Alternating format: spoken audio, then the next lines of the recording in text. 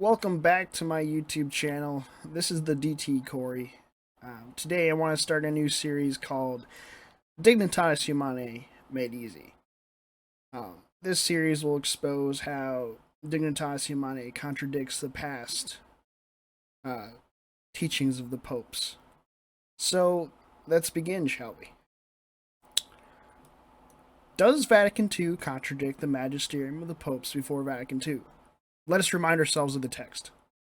Quanta Cura, encyclical of Pope Pius IX, quote, "From which totally false idea of social government they do not fear to foster that erroneous opinion, most fatal in its effects on the Catholic Church and the salvation of souls, called by our predecessor, Gregory XVI, an insanity, that liberty of conscience and worship is each man's personal right, which ought to be legally proclaimed and asserted in every rightly constituted society."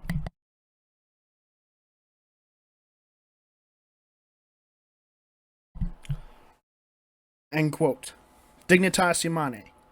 Quote, "This Vatican Council declares that the human person has a right to religious freedom.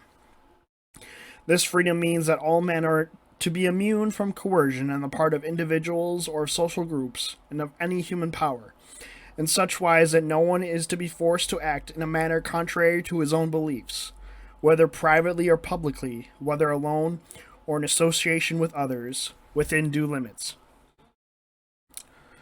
Religious communities rightfully claim freedom in order that they may govern themselves according to their own norms, honor the Supreme Being in public worship, assisting their members in the practice of the religious life, strengthen them by instruction, and promote institutions in which they may join together for the purpose of ordering their own lives in accordance with their religious principles.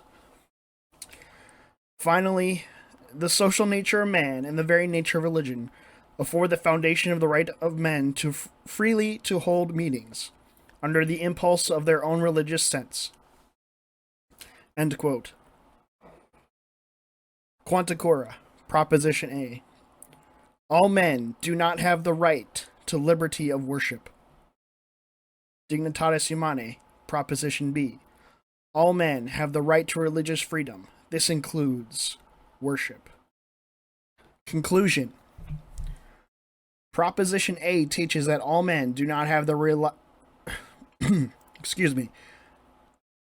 Proposition A teaches that all men do not have the right to liberty of worship, while Proposition B teaches that all men have a right to religious freedom that includes worship. Therefore, B contradicts A.